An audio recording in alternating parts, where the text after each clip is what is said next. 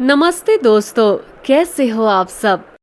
दोस्तों, आज हम जानने वाले हैं निर्जला एकादशी के पूजा विधि के बारे में। वैसे एकादशी तो हर माह में एक बार आती ही है, लेकिन ये एकादशी निर्जला एकादशी पूरी तरह से अलग होती है। तो चलिए जानते हैं इसका विधि। निर्जला एकादशी पूजा विधि विभिन्न रीतियों और परंपराओं के अनुसार थोड़ी भिन्नता प्रदान कर सकती है, लेकिन यहाँ मैं आपके लिए एक सामान्य पूजा विधि प्रस्तुत कर रही हूँ। स्नान। किसी भी पूजा पाठ के दिन पूजा में बैठने से पूर्व स्नान करना बहुत ही आवश्यक होता है। करने से शरीर की शुद्धि होती है और पूजा की शुरुआत में शुभता का आनंद भी व्रतधारी उठा सकता है। ये स्नान आप पवित्र नदी में जाकर भी कर सकते हैं या घर में ही शुद्ध पानी से स्नान कर सकते हैं।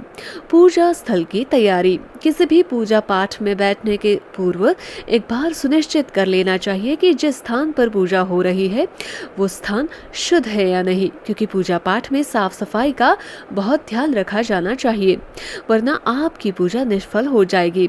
इसलिए हमेशा पूजा पाठ करने के लिए एक स्वच्छ स्थान का चयन कर ले जहां पर आप पूजा करेंगे। आप चाहे तो एक पूजा मंडप या छोटा मंदिर भी स्थापित कर सकते हैं और उसे सुंदरता से सजाकर भी पूजा कर सकते हैं।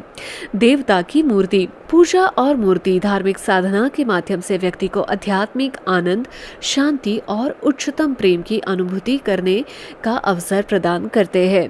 ये भक्ति, समर्पण, एकाग्रता और आदर्शों की स्थापना में मदद करते हैं और व्यक्ति के मन, शरीर और आत्मा को आध्यात्मिक विकास की ओर प्रेरित करते हैं। आपकी प्राथमिकता और अपनी परंपराओं के अनुसार आप अपनी इच्छा के अनुसार किसी भी देवता जैसे विष्णु, कृष्ण, राम, शिव, दुर्गा आदि की मूर्ति का आदान प्रदान कर सकते हैं। पूजा सामग्री में है आवश्यक सामग्री जैसे कि पूजा की थाली, दीपक, धूप, गंध, फूल, नैवेद्य, अक्षता, पंचामृत यानी कि दूध, दही, घी, शहद, गौदूध, फल, पान, सुपारी, धातु की कटोरी आदि।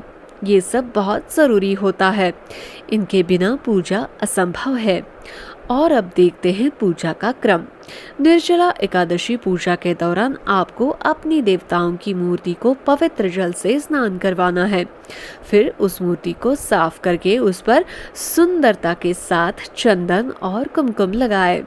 फिर अपने मन को शुद्ध करे और देवता के सामने बैठ जाए। आरती। पूजा की समाप्ति देवता की मूर्ति के सामने आरती करके ही होती है। आरती गाने के बाद दीपक को पूरी घर में घुमाएं और घुमाने के पश्चात दीपक को देवता के सामने जलाए रखें। प्रसाद। एकादशी तिथि के दिन देवता को नैवेद्य के रूप में मिठाई, फल और खीर के रूप में प्रसाद चढ़ाए। व्रत कथा सुने। निर्जला एकादशी पर व्रत कथा को सुने जो इस व्रत के पीछे की कथा को बताती है। ये व्रत कथा सुनने से आपको आशीर्वाद मिलेगा और व्रत का महत्व समझ में आएगा। अब इस व्रत की समाप्ति कैसे करते हैं ये मैं बताने जा रही हूँ। निर्जला एकादशी पूजा के बाद आप व्रत को समाप्त कर सकते हैं। देवता को प्रदान की गई मिठाई और प्रसाद को पूरी विधि से ग्रहण करें और उसे परिवार के सदस्यों में बांट दें। तो दोस्तों, कैसे लगा ये आपको निर्जला एकादशी की पूजा के विधि का जानकारी भरा एपिसोड।